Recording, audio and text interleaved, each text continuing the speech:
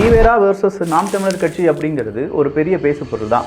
சொல்லப்போனால் ஏகப்பட்ட ப்ரூஃபை இப்போ கொஞ்சம் கொஞ்சமாக வெளியில் கொண்டு வந்துட்டு இருக்காங்க. விடுதலை பத்திரிகையில் அவர் எழுதின எழுத்துக்கள், பேசின பேச்சுக்கள், அவருடைய உண்மையான ஹிந்தி எதிர்ப்பு எதற்காக கொண்டு வரப்பட்டது, அவர் தமிழுக்கு ஆதரவாக இருந்தாரா, தாழ்த்தும் போது தமிழ் அப்படின்னும் உயர்த்தும் போது திராவிடம் அப்படிங்கிற பேச்சில் அவர் பேசினது இப்படின்னு சொல்கிற ஏகப்பட்ட விஷயங்கள் இப்போ பேசு பொருளாக மாறி இருக்கு. இதெல்லாம் உன்னிப்பாக கவனிக்கக்கூடிய யங்ஸ்டர்ஸ் கண்டிப்பாக பெரியார் அவர்களை பற்றி படிப்பார்கள்.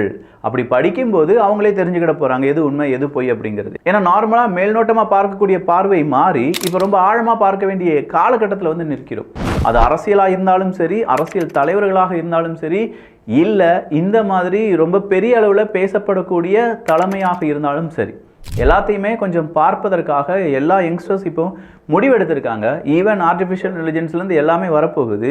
ஸோ பல டேட்டாக்களை ஒருநிலைப்படுத்தி அதிலிருந்து மக்கள் புரிந்து கொள்வார்கள். அதற்கான காலம் மிக விரைவாக வந்து கொண்டிருக்கிறது அப்படிங்கிறது நமக்கு தெரிஞ்சது தான்.